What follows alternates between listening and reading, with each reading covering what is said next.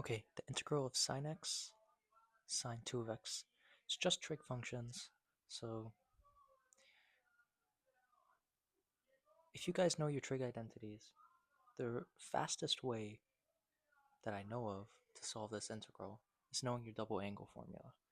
So in the context of outside the DI method, we would solve the integral by knowing that sine of 2x is 2 sine x cosine x.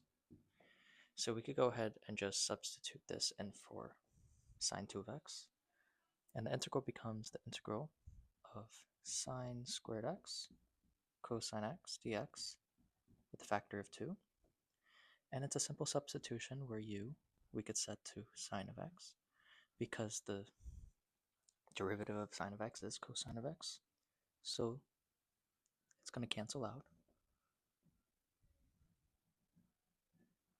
And we get the integral is equal to 2. Integral of u squared du, right? And the solution would be 2 u cubed over 3, where u is sine of x. So 2/3 sine cubed of x. But in the context of this playlist, it's to show how powerful integration by parts is and how and what situations you can use it in where without having solved enough problems you thought it couldn't have ever been used to get the solution for it. So although it's a bit and considerably longer to get the solution, it's always nice to know how to solve your integrals in as many ways as possible. Uh, and it's always a good skill to have as many tools in your arsenal as possible. So let's take a look on solving this with the DI method.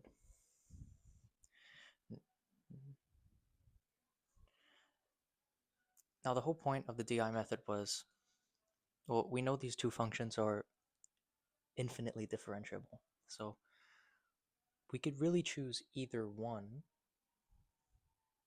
to set in the D column or the I column, because if we integrate sine of 2x twice, we get back a sine function, a sine of 2x function.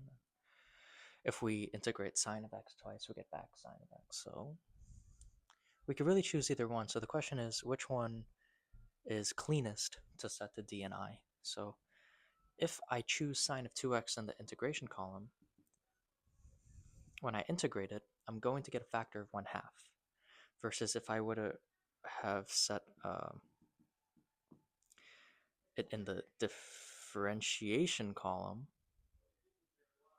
all right,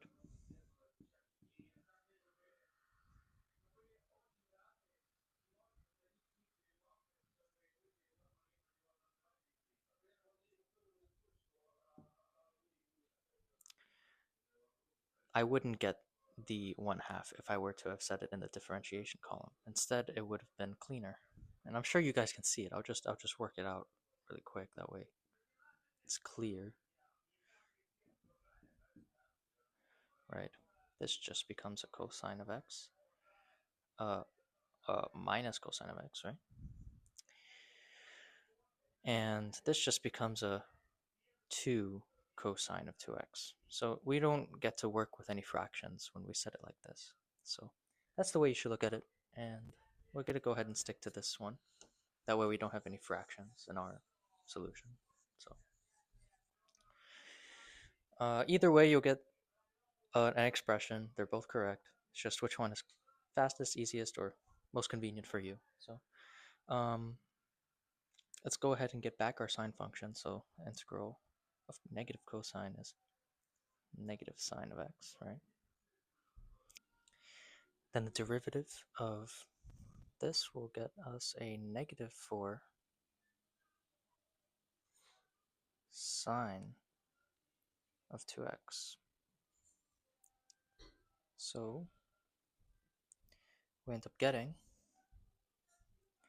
negative cosine of x sine of 2x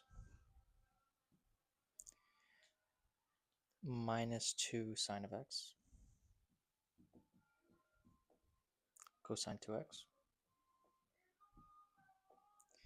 and then plus 4i.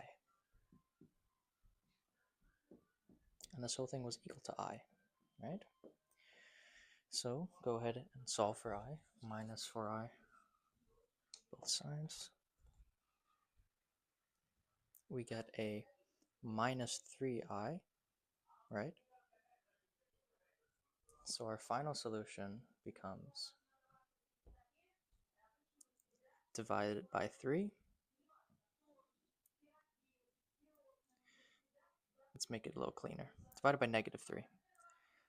This becomes a 1/3. This becomes a plus 2/3. And we're done.